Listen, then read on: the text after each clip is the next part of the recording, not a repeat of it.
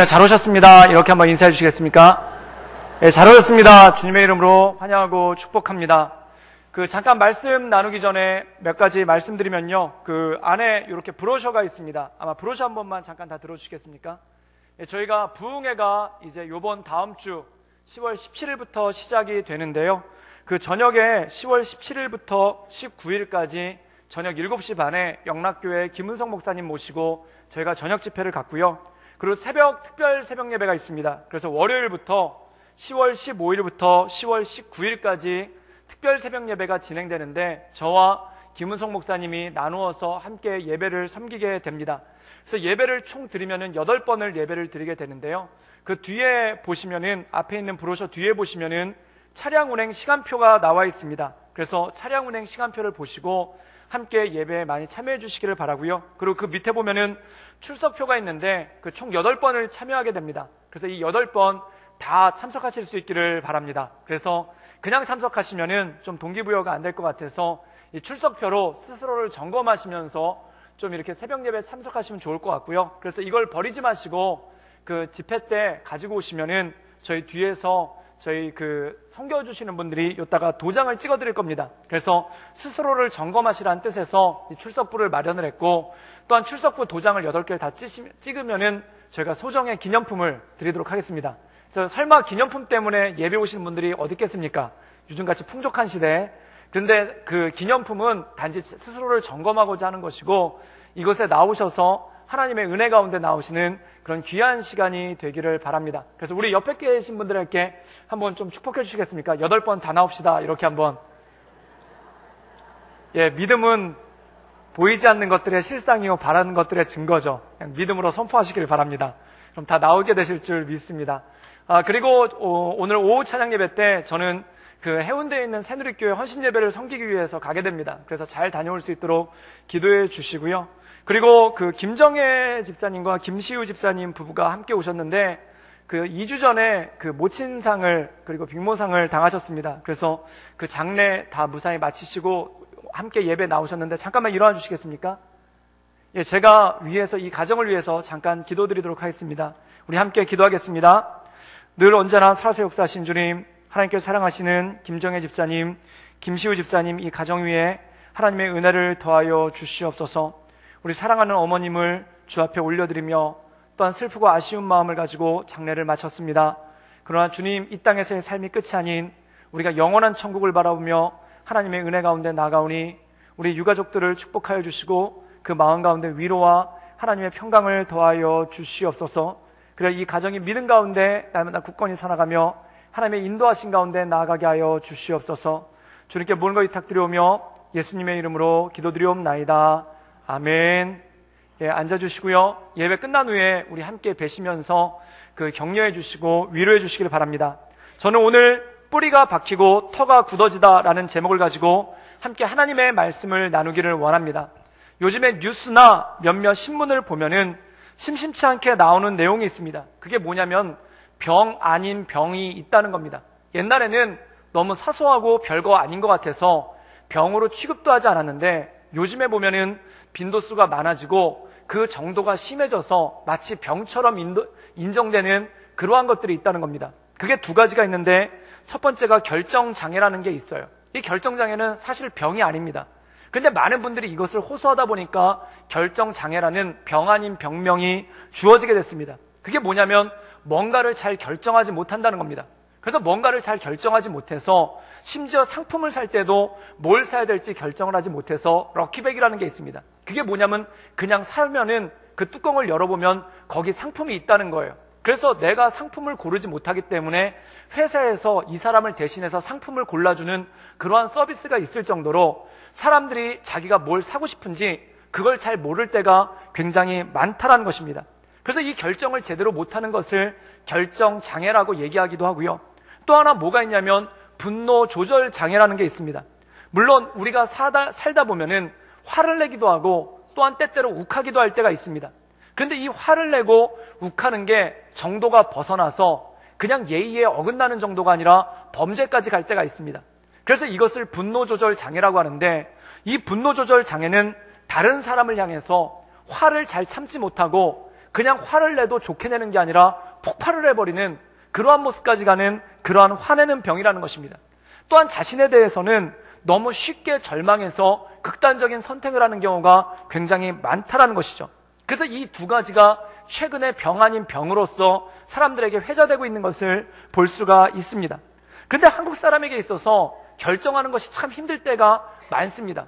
우리가 흔히 결정하기 어려워하는 것 중에 하나가 식당 가서 음식을 먹을 때, 예를 들자면 중국집에 가면은 짜장면을 먹을 건가 짬뽕을 먹을 건가, 이것 때문에 고민하시는 분들 많고, 또한 비빔냉면을 먹을 건가 물냉면을 먹을 건가, 이거 가지고 고민하시는 분들 많고, 또한 치킨을 먹을 때도 양념인가 프라이드인가, 그걸 놓고 고민하시는 분들이 많죠. 그래서 이렇게 고민하시는 분들을 위로하기 위해서 이 주인들이 기가 막힌 걸 만들어냈는데, 양념 반 프라이드 반, 그리고 짬짜면이라고 해서 그릇에 반을 나눠가지고 한쪽에다 짬뽕을 담아주고 한쪽에는 짜장면을 담아주는 그러한 일이 있습니다. 그런데 이렇게 타협이 되고 이렇게 넘어갈 수 있는 일이 있는데, 우리가 세상을 살다 보면 그거 말고도 선택해야 될 일이 얼마나 많습니까? 예를 들자면 집을 살 때 조금이라도 그 집은 비록 좁지만 수도권에 있고 그리고 역세권에 있는 똘똘한 작은 집을 하나 살 건가, 아니면은 조금 교통이 불편하더라도 넓은 집을 살 건가, 이거 가지고 고민하시는 분들 정말 많습니다.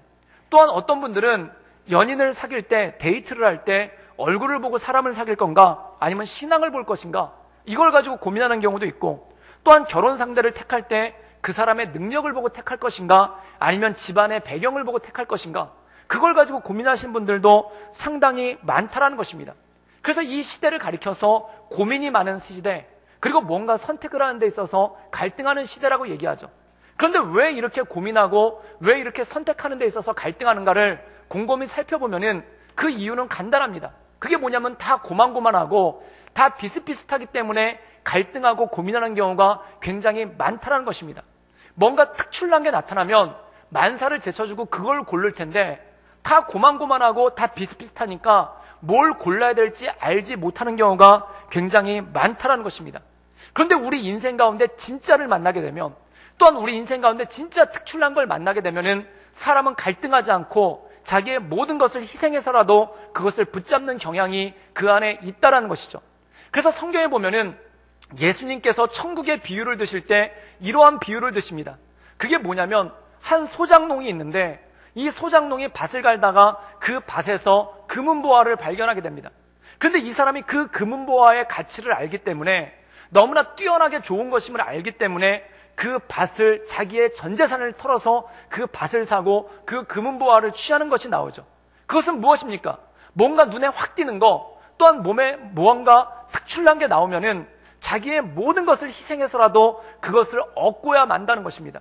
또 예수님께서 비유하실 때 보석장사의 비유를 드시는데, 어떤 보석장사가 있는데 그는 늘 고만고만한 보석만 취급을 했어요. 그러다가 정말 눈에 확 띄는 특출난 보석을 발견하니까 자기가 가지고 있던 고만고만한 것들을 다 정리해서 그 특출난 것을 사게 되는 그러한 모습이 있더라는 것입니다. 사랑하는 여러분, 우리의 삶이 실제로 그렇습니다. 우리가 뭔가를 제대로 선택하지 못하고, 또한 우리가 뭔가를 제대로 결정하지 못하고 고민하고 갈등하는 이유가 무엇인가? 뭔가 특출난 것을 발견하지 못했기 때문에 고민하고 갈등할 때가 굉장히 많다라는 것이죠. 그렇다면 사랑하는 여러분, 진짜 특별한 것이 없기 때문에, 정말 특출한 것이 없기 때문에 우리가 그것을 선택하지 못하는 것입니까? 물론 그럴 때도 있습니다. 그런데 뭐가 문제냐면, 우리가 그것을 볼 만한 안목이 없어서, 또한 우리가 그것을 볼 만한 눈이 없어서 진짜 특출난 것을 못 볼 때가 굉장히 많더라는 것입니다. 많은 부모님들이 자녀들을 두고 걱정하는 것 중에 하나가 바로 이것입니다. 이 열심히 공부하는 자녀들이 꿈이 있어야 될 텐데, 또한 열심히 공부하는 자녀들이 인생의 목표가 있어야 될 텐데, 꿈이 없고 인생의 목표가 없으니까 자기 젊음을 낭비하고, 또한 공부할 때 제대로 공부하지 못하는 그러한 모습을 보게 됩니다. 정말 인생의 표대를 세워놓고 죽어라 하고 그거를 향해서 달려가는 모습을 봤으면 좋겠는데, 그러지 못하는 자녀들의 모습을 볼 때 굉장히 답답해하시는 그러한 부모님들이 참 많으시죠. 또 어떤 경우가 있냐면은, 어르신들이 요즘 젊은 세대들을 바라보며 답답해하는 경우가 있습니다. 그게 뭐냐면, 단지 편한 것만 찾으려고 하고 고생하기를 원치 아니하고 인생의 목표도 없이 단지 편한 것만 찾아다니는 그러한 유랑객 같은 삶을 사는 걸 볼 때 가슴이 답답하죠. 그래서 젊은이들에게 꿈이 있었으면 좋겠다, 젊은이들에게 비전이 있었으면 좋겠다라는 그러한 말씀들을 참 많이 하십니다. 그런데 사랑하는 여러분, 여기서 한 가지 더 질문할 게 있습니다. 그렇다면 자녀들에게 꿈과 소망이 있기를 바라시는 부모님들은 어떤 꿈과 소망을 가지고 살아가고 계십니까? 또한 꿈과 소망을 가지고 살아가기, 젊은이들이 꿈과 비전을 가지고 살아가기 원하시는 어르신들은 어떠한 꿈과 비전을 가지고 살아가고 있습니까? 많은 분들이 오해하는 것 중에 하나가 꿈과 비전은 젊은이들의 전유물로 생각할 때가 있습니다. 우리는 인생을 다 살아올 만큼 살았기 때문에, 그리고 우리도 젊었을 때 한때는 다 꿈을 꿨고 지금 그것을 어느 정도 잃었고 이제는 더 이상 불가능하기 때문에 우리는 꿈 없이 살아도 괜찮다, 우리는 비전 없이 살아도 괜찮다라는 그러한 생각을 하실 때가 있습니다. 그러나 사랑하는 여러분, 이것은 성경적이지 않습니다. 성경에는 뭐라고 말씀하고 있는가? 우리 함께 사도행전 2장 17절의 말씀을 함께 읽도록 하겠습니다. 우리 다 같이 읽겠습니다. 시작. 하나님이 말씀하시기를 말세에 내가 내 영을 모든 육체에게 부어주리니 너희의 자녀들은 예언할 것이요 너희의 젊은이들은 환상을 보고 너희의 늙은이들은 꿈을 꾸리라. 오늘 말씀 가운데 보면은 하나님이 말씀하셨다는 겁니다. 그 말씀이 무엇인가? 내가 내 영을 말세에 부어줄 것이다. 말세가 어떤 때입니까? 사람들이 허탄한 것을 쫓고, 또한 사람들이 꿈과 비전을 잃어버리고 방황하는 때, 또한 뭔가 제대로 선택하지 못하는 때, 또한 인생 가운데 가장 중요한 것이지 뭔지를 알지 몰라서 방황하는 그때에 주님께서 성령을 부어주시겠다는 겁니다. 그럼 성령이 부어질 때 어떤 역사가 나타나는가? 첫 번째, 자녀들은 예언할 것이다. 젊은이들은 환상을 볼 것이다. 그리고 늙은이들, 노인들, 어르신들은 꿈을 꾸게 되리라. 저는 우리 교회 가운데 이 성령의 역사가 임하기를 주님의 이름으로 축원합니다. 그래서 우리 영유아부부터 우리 100세가 넘으신 어르신들까지 주님 말씀 가운데 예언하고 환상을 보고 꿈을 꾸는 놀라운 역사가 있기를 주님의 이름으로 축원합니다.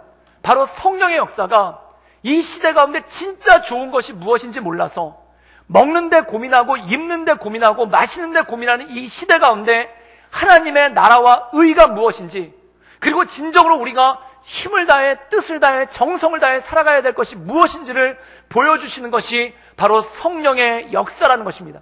저는 우리 모든 성도들에게 이 성령 충만함이 있기를 주님의 이름으로 축원합니다. 그래서 어린이들은 어린이대로, 그리고 젊은이들은 젊은이대로, 그리고 어르신들은 어르신대로 이 세상 살아갈 때 나에게 단 1초의 호흡이 붙어 있어도, 나에게 단 하루의 호흡이 붙어 있어도 내 모든 삶을 들여 하나님께서 우리에게 주시는 꿈과 비전을 따라 나아가는 우리 모든 성도들이 되기를 주님의 이름으로 축원합니다. 그리고 또 하나가 있습니다. 그게 뭐냐면 분노 조절 장애라는 것입니다. 이 분노 조절 장애는 뭐냐면 사람들이 쉽게 화를 낸다는 거예요. 그리고 이 쉽게 화를 내는데 화를 못 참고 분노를 폭발시키는데 말 그대로 폭발 수준이라는 것입니다. 그래서 다른 사람들을 해치거나 다른 사람들에게 해를 입히는 경우가 굉장히 많다는 것이죠. 그래서 예를 들어서 이것은 우리나라만의 문제가 아니라 미국에서는 총기 난사 사건이라는 것이 있습니다. 그래서 총을 들고 자기 원수가 아니라 아무나 보고 총질을 해야 되는 그러한 일들이 생깁니다. 또한 일본 동경에서는 어떤 일이 생겼냐면은 묻지마 칼부림이라고 해서 어떤 사람이 칼을 가지고 길거리에 오가는 사람을 아무나 찔러가지고 사람들을 죽이고 다치게 한 거예요. 또한 우리나라도 서울의 강남역에서 어떤 사람이 그 둔기를 들고, 망치 같은 둔기를 들고 지나가는 사람들을 무차별 폭행을 해서 사람이 죽고 다치는 그러한 일도 생겼다는 겁니다. 그런데 그 사람들한테 물어본 거예요. 도대체 왜 이런 죄를 저질렀는가? 라고 했더니 화가 나서 이 화를 참을 수가 없어서 어떻게든 화를 표출해야 되겠는데 그냥 이 화를 표출하다 보니까 이런 일이 생겼더라는 것입니다. 그런데 사랑하는 여러분, 이런 것들이 일부 범죄자들에게만 국한되는 것이 아니라 우리의 삶 가운데도 그런 일이 나올 때가 있다는 것입니다. 어떤 분들 보면은 별거 아닌 일에 화를 내는데 폭발하는 듯이 화를 냅니다. 또한 아무것도 아닌 일에 화를 내는데 걷잡을 수 없이 타오르는 불길처럼 화를 내는 경우가 있습니다. 그래서 그걸 가리켜서 분노 조절 장애라고 얘기를 하죠. 그럼 사랑하는 여러분, 이 분노 조절 장애가 일어나는 이유는 무엇입니까? 그 이유는 너무나 간단합니다. 마음 가운데 평안을 잃어버렸기 때문에 그렇다는 겁니다. 그래서 사람들 마음 가운데 평안이 없고 그냥 부글부글 끓고 있는 거예요. 마음 가운데 분노가, 그리고 마음 가운데 화가 그냥 부글부글 끓고 있는 거예요. 그래서 이렇게 부글부글 끓고 있다가 누가 그걸 조금이라도 건드리기라도 하면은 그냥 확 폭발해버리는 그러한 경우가 굉장히 많다라는 것입니다. 우리는 이렇게 부글부글 끓고 있다가 폭발시키는 것을 한국 사람들은 좋은 말로 표현해서 뭐라고 하냐면 착한 사람이 화내면 무섭다라고 얘기합니다. 근데 그건 착한 사람이 화내서 무서운 게 아니라 마음에 벼르고 있다가 화내니까 무서운 겁니다. 평안한 사람은 툭 건드려도 폭발하지 않습니다. 그런데 툭 건드리면 폭발하는 이유가 뭐냐면 마음에 화를 품고 있다가 또한 마음 가운데 부글부글 끓고 있는 분노를 가지고 있다가 누군가 그걸 건드려버리면은 걷잡을 수 없이 폭발해버리는 그러한 경우가 있다는 것입니다. 그래서 어떤 분들은 욱하기도 하고 또한 어떤 분들은 감당하지 못할 성질을 내고 또한 화를 내어서 주변을 힘들고 어렵게 만들고 본인을 망치는 경우가 허다하게 많죠. 또는 폭발적인 화를 내거나 욱하는 것에 다른 형태가 있는데 그게 뭐냐면 말을 할 때 톡톡 쏘면서 말을 하시는 분들이 있습니다. 그리고 말을 할 때 빈정거리면서 말을 하시는 분들이 있고 또한 말을 할 때 그냥 편안하게 부드럽게 얘기하면 되는데 거기다 꼭 뼈를 담아가지고 말에 뼈를 담아가지고 딱딱하게 만들어서 말을 하시는 분들이 있습니다. 듣고 나면 참 기분이 안 좋은 거예요. 좋게 얘기할 수 있는데 가볍게 얘기할 수 있는데 걷다가 뼈를 넣어가지고 비틀듯이 얘기를 하니까 듣는 사람도 아프고 말하는 사람도 불편해지는 그러한 경우가 있다는 것입니다. 그게 왜 그럴까요? 마음 가운데 뭔가가 부글부글 끓고 있으니까 마음 가운데 자기가 주체하지 못하는 뭔가가 부글부글 끓고 있으니까 이렇게 말을 함부로 하거나 함부로 화를 내거나 또한 함부로 폭발해버리는 그러한 일들이 발생할 때가 있다는 것이죠. 그럼 사랑하는 여러분, 그 이유는 뭐겠습니까? 왜 이렇게 요즘 사는 사람들이 마음 가운데 화가 많을까요? 그 이유는 평안을 잃어버렸기 때문에 그렇습니다.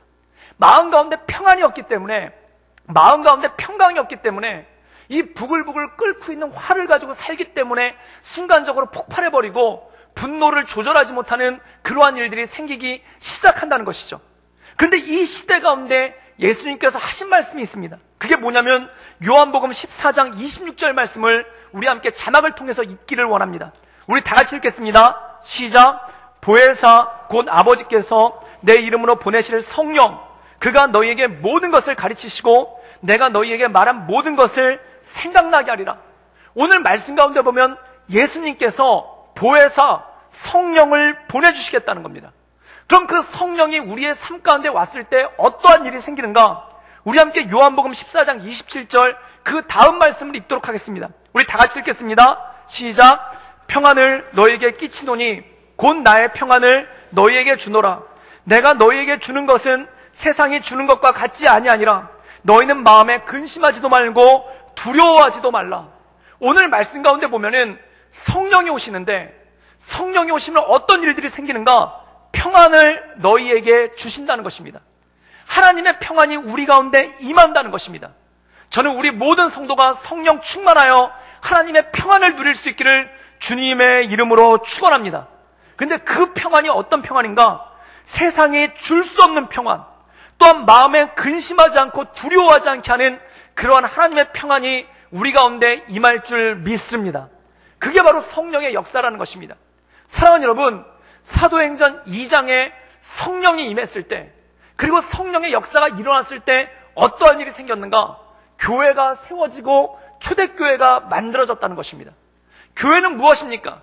성령을 받은 사람, 성령의 은혜 가운데 거하는 사람들이 거하는 곳이 바로 교회라는 것입니다. 그렇다면 교회는 특징이 있습니다. 첫 번째 특징이 무엇인가? 이 소망이 없고 목적이 없고 희망이 없어서 방황하는 세대 가운데 하나님의 소망의 빛을 바라는 것이 바로 교회인 줄 믿습니다. 그래서 사람들이 그의 나라와 그의 의를 구하며 자신의 인생을 들여서 나가도록 하는 것, 이것이 첫 번째 교회이고, 또한 두 번째가 무엇인가? 바로 하나님께서 주시는 평안 가운데, 성령께서 주시는 평안 가운데 두려움과 근심 없이 나아갈 수 있는 것, 이것이 바로 교회라는 것입니다. 저는 우리 교회가 성령 충만하여서 모든 성도들이 소망 가운데 그리고 평안 가운데 거할 수 있기를 주님의 이름으로 축원합니다. 우리가 이 요즘에 함께 나누고 있는 이 에베소서는 한마디로 이렇게 정의하고 있습니다. 교회란 무엇인가? 도대체 교회란 어떤 모습을 가지고 있는가? 또한 하나님께서 우리에게 교회를 주신 이유가 무엇인가? 바로 이 에베소서 3장 말씀을 통해 우리가 교회의 본질에 대해서 알아가는 그러한 시간이 되기를 바랍니다. 우리 함께 에베소서 3장 14절에서 16절까지의 말씀을 함께 읽도록 하겠습니다. 우리 다 같이 읽겠습니다. 이러므로 내가 하늘과 땅에 있는 각 족속에게 이름을 주신 아버지 앞에 무릎을 꿇고 비노니 그의 영광의 풍성함을 따라 그의 성령으로 말미암아 너희 속사람을 능력으로 강건하게 하시오며, 오늘 말씀 가운데 보면은 교회란 무엇인가를 놓고 사도 바울이 기도의 형식으로서 이 성경을 썼습니다. 사도 바울은 기도하는 거예요. 우리 교회가 이런 교회가 되게 해 주십시오. 또한 우리 교회 성도들이 이런 성도들이 되게 해 주십시오. 이러한 기도의 형식으로 교회의 본질이 무엇인지에 대해서 말씀하고 있는데, 교회란 무엇인가? 에베소서 3장 16절에 보면 이렇게 말씀하고 있다는 것입니다. 그의 성령으로 말미암아 너희 속사람을 능력으로 강건하게 하옵시며, 즉 성령께서 임하시는데 그 성령의 역사가 무엇인가? 우리의 속사람을 강건하게 한다는 것입니다. 사랑하는 여러분, 우리가 성령 충만하라고 생각할 때 어떤 은사가 임한다든지 또는 어떤 신비한 능력에 대해서 말할 때가 있습니다. 그것은 하나의 보여지는 현상입니다.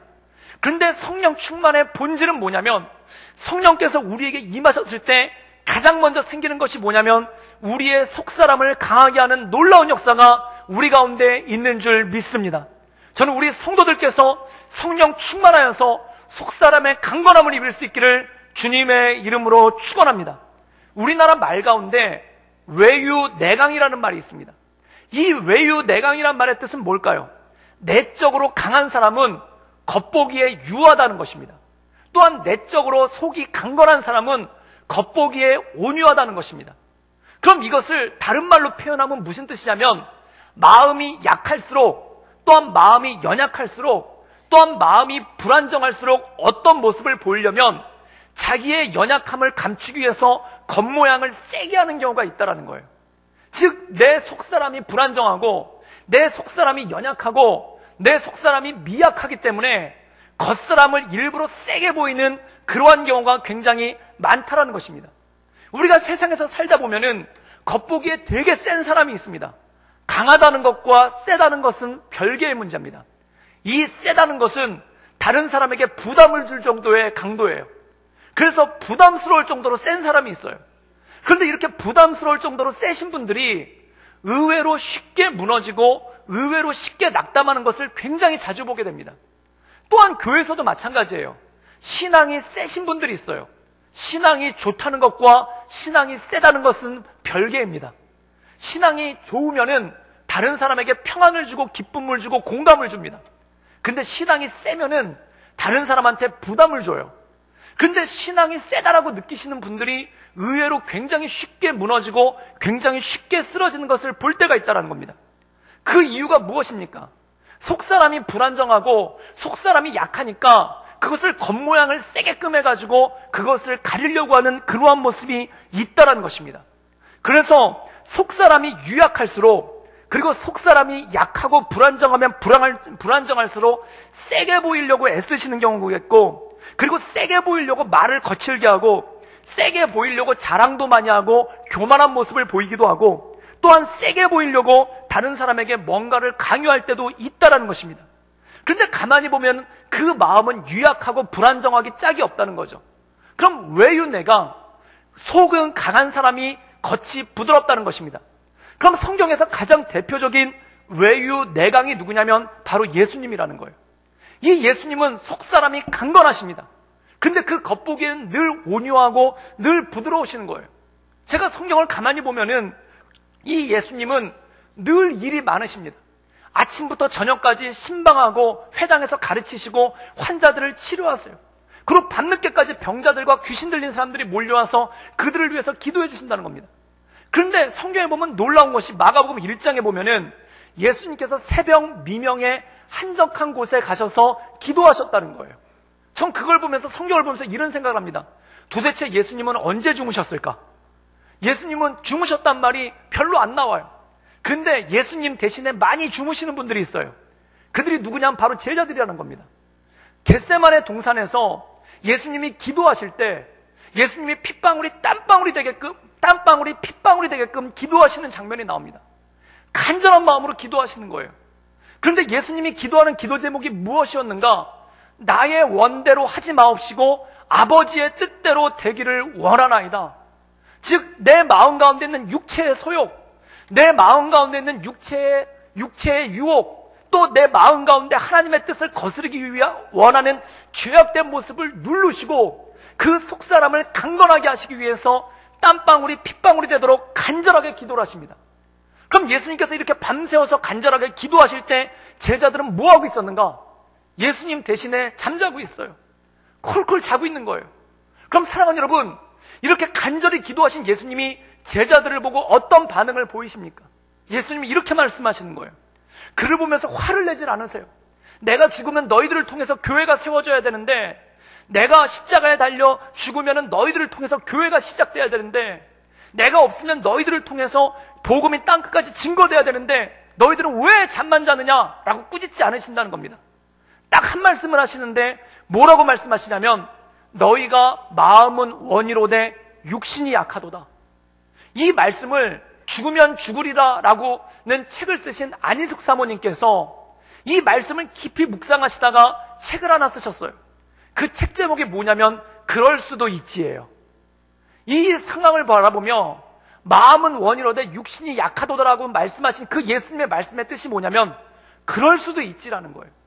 사랑하는 여러분, 여기서 놀라운 것을 바라보게 됩니다. 속사람이 강한 사람의 특징은 무엇인가? 다른 사람에게 온유하다는 거예요. 속사람이 강한 사람의 특징은 무엇인가? 다른 사람에게 관대하다는 거예요. 예수님은 핏방울이 땀방울이 핏방울이 되도록 그렇게 기도하시고 자기 육체의 소욕을 죽이기 위해서 하나님의 뜻을 이루기 위해서 그렇게 기도하시고 정작 쿨쿨 잠자고 있는 제자들을 바라보면서는 그럴 수도 있지, 이렇게 그들에게 관용을 베푸시고 관대하시다는 거예요. 저는 잠이 없습니다. 잠을 많이 안 자요. 하루에 4시간, 많이 자면 5시간 잡니다. 그리고 낮잠도 거의 안 잡니다. 그리고 주로 낮잠을 잘 때 어디서 자냐면 자동차에서 잡니다. 그래서 신방 갈 때 우리 전도사님이나 목사님이 운전해 주시면 그 옆에서 자요. 그게 그렇게 꿀맛이에요. 그래서 저는 멀리 신방 가는 걸 좋아합니다. 좀 많이 잘 수가 있어서. 근데 성경에 보니까 예수님도 언제 주무셨나 봤더니 배에서 주무시더라고요. 배에서 이동할 때 거기서 주무시더라고요. 그런데 그 옆에서 자면 그렇게 좋아요. 그리고 낮잠을 잘 안 자요. 그리고 졸리면 어떻게 하냐면 커피를 마시고, 커피를 마셔도 졸리우면 손가락을 깨물어요. 그래서 이쪽 손가락을 갖다가 하도 깨물어가지고 여기 굳은 살이 배겨서 요즘엔 깨물어도 느낌이 없어서 2번째 손가락을 깨물고 있어요. 그래서 가급적이면 잠을 안 자려고 그래요. 그 잠을 안 자려는 이유가 뭐냐면 인생에 천국 가면 한참 잘 텐데 이 세상 살아가는 동안 좀 더 열심히 살아봐야 되겠다라는 제 나름대로의 각오가 있어서 잠을 잘 안 자려고 합니다. 그런데 제가 잘 잠을 안 자니까 어떤 일이 생기냐면은 잠을 많이 주무시는 분을 보면 조금 한심해 보일 때가 있어요. 그런데 제가 다른 분들이 어떻게 주무시는지 어떻게 알겠습니까? 근데 집에서 우리 가족들이 자는 걸 보면은 조금 그럴 때가 있는 거예요. 특별히 할 일 많고 또한 세상에 꿈을 펼쳐야 되는 우리 자녀가 집에서 쿨쿨 잠만 자고 있으면은 그게 마음에 그렇게 답답한 거예요. 특별히 해가 중천에 떴는데 점심시간이 가까워졌는데도 한낮에도 잠을 자고 있는 모습을 보면은 속에서 열불이 나는 거예요. 그래가지고 어떻게 되냐면은 깨운 다음에 일장 훈계를 하죠. 그래서 동서고금을 막론하고 가장 좋은 얘기, 그 다음에 성경에서 나오는 가장 금과 옥과 같은 얘기를 갖다가 일장 연설로서 훈계로서 자녀에게 뼈가 되고 살이 되는 말을 갖다가 한참을 해줍니다. 그럼 자녀는 그것을 딱 한마디로 요약을 하더라고요. 잔소리. 그리고 그걸 또 반복해서 얘기를 하면 또 이렇게 한마디로 요약하더라고요. 또 잔소리. 이렇게 금과 옥이 되는 말을 그냥 우리 자녀는 잔소리로만 알아듣는 거예요. 그러면 그게 화가 나가지고 더 큰 소리로 더 세게 얘기를 할 때가 있죠. 사랑하는 여러분, 근데 제가 이걸 간감히 보면서 이런 생각이 들었어요. 저희 부모님도 잠이 별로 없으세요. 그래서 저희 어머니는 항상 새벽 예배를 나가시고, 비가 오나 눈이 오나 바람이 부나 추우나 더우나 새벽 예배를 나가시고, 그리고 저희 아버지도 아침에 일찍 일어나셔서 마당을 쓰는 걸로 하루를 시작하시고 골목까지 깨끗이 다 쓸어 놓으세요. 근데 저도 어렸을 땐 잠이 많아가지고 한낮까지 방학 때는 뭐 해가 중천에 뜰 때까지 쿨쿨 잤죠. 그럼 제가 자고 있으면은 아버지가 방문을 여시고 딱 한마디 하세요. 그게 뭐냐면은 아침 먹고 계속 자거라 이렇게 말씀하시더라고요. 배고프면 못 자니까 아침 먹고 자라는 거예요. 그런데 저희 부모님이 그렇게 잠자는 저한테 관대하신 거예요. 그런데 예수님도 본인은 땀방울이 핏방울이 되도록 밤새워서 기도하시고 콜콜 자고 있는 제자들한테 너무 관대하신 거예요. 그럴 수도 있지. 피곤하면 그럴 수도 있지. 슬프면 그럴 수도 있지. 힘들면 그럴 수도 있지. 그런데 제가 그걸 보면서 예수님도 제자들한테 이렇게 관대하셨고 우리 부모님도 나한테 이렇게 관대하셨는데 나는 왜 내 자녀에게 그렇게 관대하지 못할까? 그 생각이 드는 거예요. 그 이유를 최근에 찾았어요. 불안해서 그래요. 불안하니까 마음 가운데 염려가 있으니까 그 염려가 입술로 표현되고 그 염려가 마음에 있는 염려가 입술로 드러날 때가 굉장히 많더라는 것입니다. 사랑하는 여러분, 우리가 자녀들을 훈계할 때 생각해 보십시오. 또한 우리가 젊은이들을 붙잡아 놓고 훈계할 때 생각해 보십시오. 왜 훈계합니까? 물론 좋은 얘기예요. 정말 뼈가 되고 살이 되는 얘기예요. 그런데 그 마음을 가만히 보면은 그 안에 뭐가 있냐면 내 불안함이 있고 내 초조함이 있고 내 염려가 있고 내 두려움이 있기 때문에 그것이 입술로 그대로 표현될 때가 너무나 많은 것을 볼 때가 있더라는 것입니다. 사랑하는 여러분, 그래서 빌립보서 4장 6절과 7절에는 이렇게 말씀하고 있습니다. 우리 빌립보서 4장 6절과 7절의 말씀을 자막을 통해서 함께 나누길 원합니다. 먼저 6절 말씀을 보기를 원합니다. 우리 다 같이 읽겠습니다. 시작. 아무것도 염려하지 말고 다만 모든 일에 기도와 간구로 너희 구할 것을 감사함으로 하나님께 아뢰라. 오늘 말씀 가운데 보면 너의 마음 가운데 염려가 있을 때, 너의 마음 가운데 근심이 있을 때, 너의 마음 가운데 두려움이 있을 때 어떻게 하는가? 하나님께 기도와 간구로 하나님께 아뢰라는 것입니다. 그럼 하나님께 아뢰일 때 어떤 능력이 나타나는가? 빌립보서 4장 7절 말씀을 우리 계속 읽도록 하겠습니다. 다 같이 읽겠습니다. 시작. 그리하면 모든 지각에 뛰어난 하나님의 평강이 그리스도 예수 안에서 너희 마음과 생각을 지키시리라. 주님께서 우리가 마음에 염려가 있어서, 마음에 두려움이 있어서, 마음에 근심이 있어서 그것을 하나님께 기도하며 나갈 때 하나님께서 어떻게 역사하시는가? 너의 마음과 생각을 지키시리라. 우리 속사람을 강건케 하시는 줄을 믿습니다. 우리의 속사람을 반석과 같이 붙잡아 주신 줄을 믿습니다. 이게 바로 성경의 원리라는 거예요. 내가 근심을 주체하지 못할 때, 내가 염려를 주체하지 못할 때, 그때 하나님께 기도하며 나갈 때 성령께서 우리의 속사람을 강건케 하시는 하나님의 역사가 있다는 겁니다. 그렇다면 우리가 빌립보서 4장 4절과 4장 5절의 말씀을 함께 읽도록 하겠습니다. 우리 다 같이 읽겠습니다. 시작. 주 안에서 항상 기뻐하라. 내가 다시 말하노니 기뻐하라. 너희 관용을 모든 사람에게 알게 하라. 주께서 가까우시니라.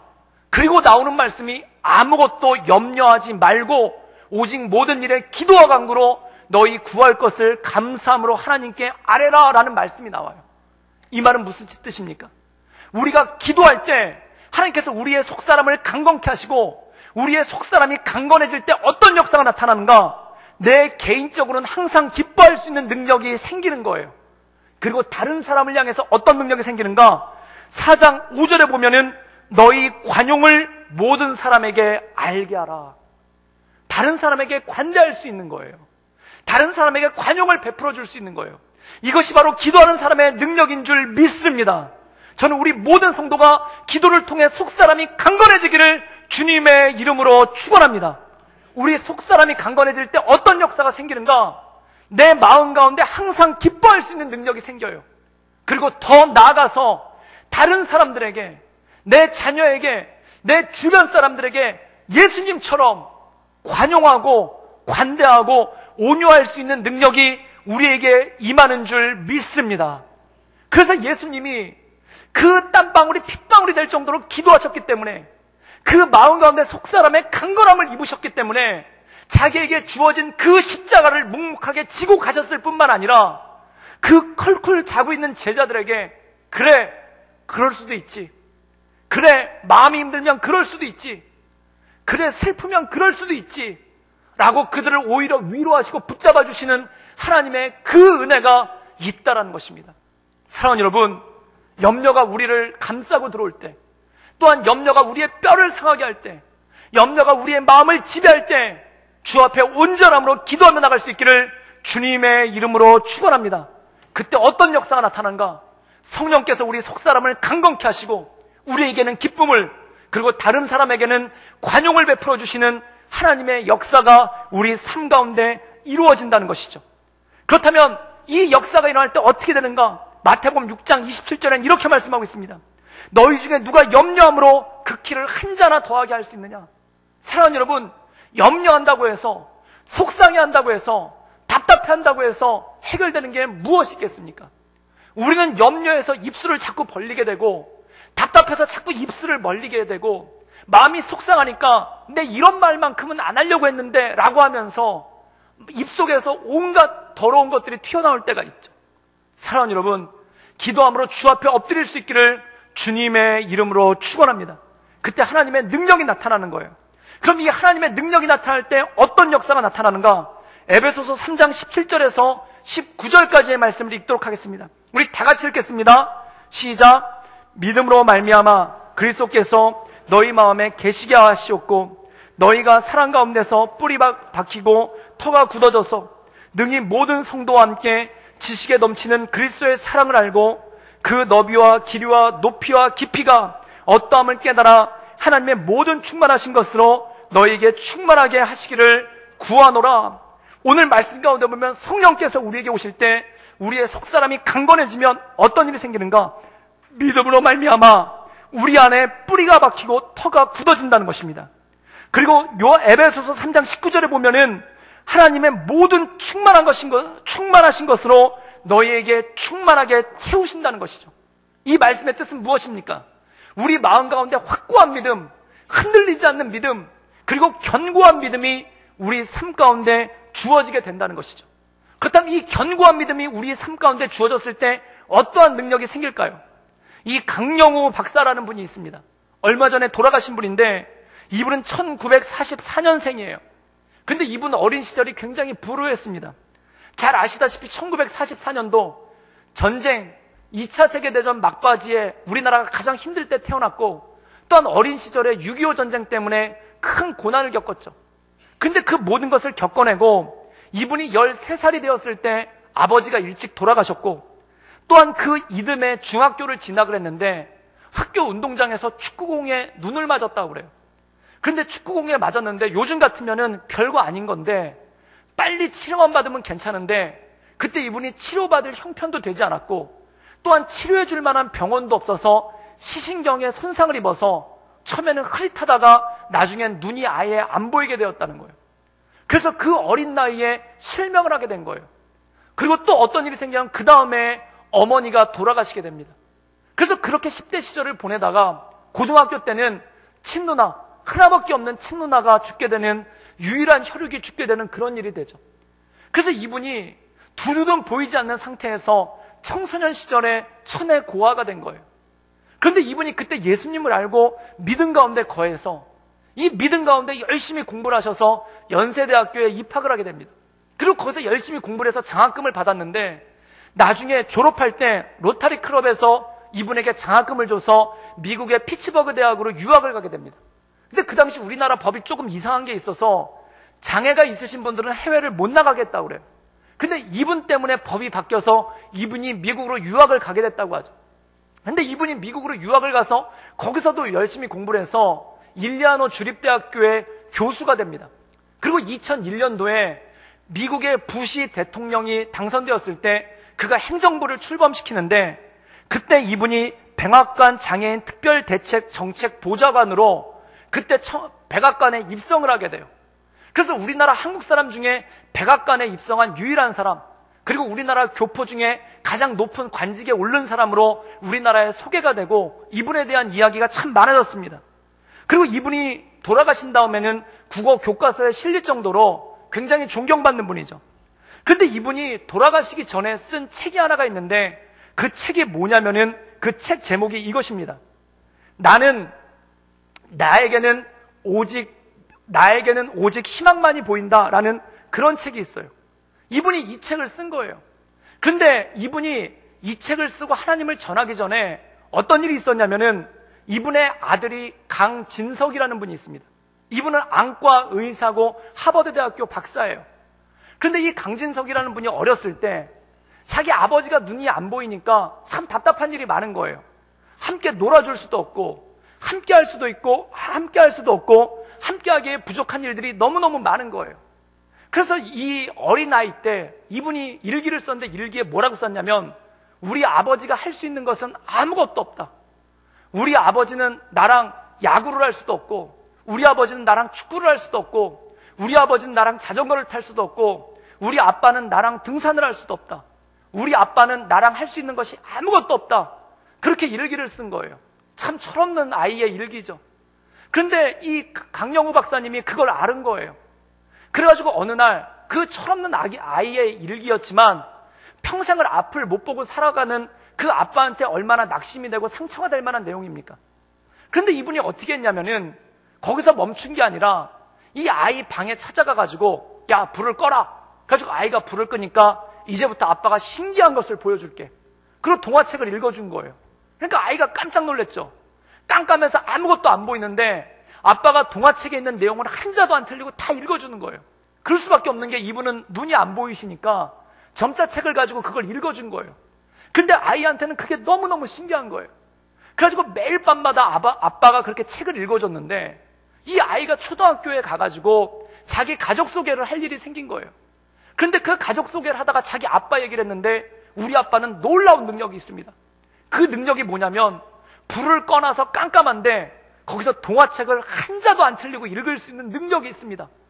그랬더니 학교 학생들이 다 깜짝 놀라는 거예요. 그러면서 학교 학생들이 뭐라고 그랬냐면 너희 아버지는 슈퍼맨인가 보다. 너희 아버지는 슈퍼맨이다. 그러니까 빛이 없는데 그렇게 깜깜한데 그걸 다 읽는 거 아니냐. 그랬더니 이 아이가 기분 좋아서 맞아요. 우리 아버지는 슈퍼맨이에요. 그랬다는 거예요.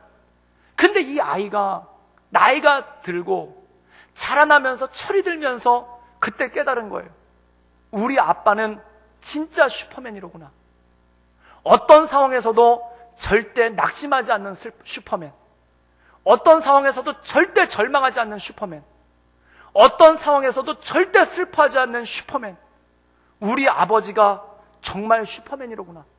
그래서 이 아이가 고등학교 때 자기 할아버지를 바라보면서 꿈을 꿨는데 그게 뭐냐면 안과 의사가 되기로 한 거예요. 그래서 이 아이가 하버드 대학교에 의과대학에 진학을 하는데 진학하면서 미국의 학교들은 우리처럼 수능을 보는 게 아니라 에세이를 써서도 그걸로 학교를 가는 경우가 있습니다. 그래서 에세이를 썼는데 그 에세이의 제목이 뭐냐면 어둠 속에서 들려주신 아버지의 동화 이야기. 그 내용을 가지고 이 에세이를 써서 이 에세이 때문에 이분이 하버드 대학교 의과대학에 들어가고 거기서 안과 의사가 돼가지고 이분을 통해서 치료받은 그래서 어둠 가운데 빛을 찾은 사람이 3만 명이 넘는다는 거예요. 사랑하는 여러분, 이 아버지의 소망이 오직 나에게는 희망밖에 보이지 않는다 라는 그 아버지의 소망이 아들에게 꿈을 주고 그 아들의 꿈에 역사가 일어나는 거예요. 사랑하는 여러분, 진짜로 그렇습니다. 우리 삶 가운데, 우리의 인생 가운데 하나님의 진정한 역사가 무엇이겠습니까? 바로 이 한 사람의 꿈이, 이 한 사람의 소망이, 이 한 사람의 낙심하지 않는 마음이, 이 한 사람의 절망하지 않는 마음이 그 자녀에게 꿈을 주고 능력을 주기 시작한다는 것이죠.